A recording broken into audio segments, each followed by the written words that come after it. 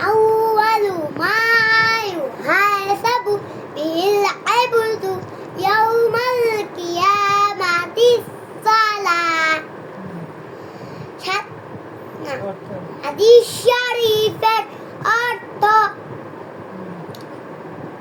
কিয়ামতের দিন সর্বপ্রথম নামাজের হিসাব হইবে। 7 নম্বর হাদিস শরীফ আদু হ্যাঁ পা ফাতুলু ফাদলু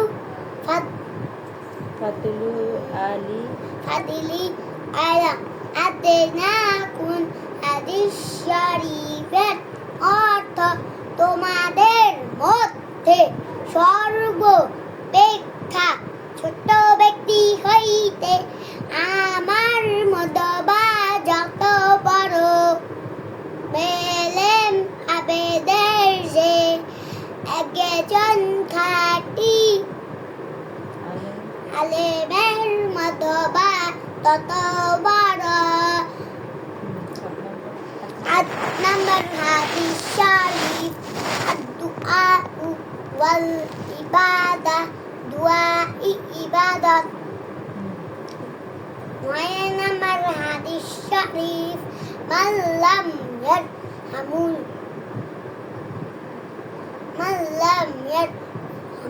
নাস আমুল্লাহ শরীফের অর্থ এটা হলো না মান্নাল লাম ইয়াস আলিল্লাহ ইয়াকদু ইয়া আলিল্লাহ না এটা হয় না মান্নাল মাল্লাম ইয়াস আলিল্লাহ ইয়াগদাব আলাই।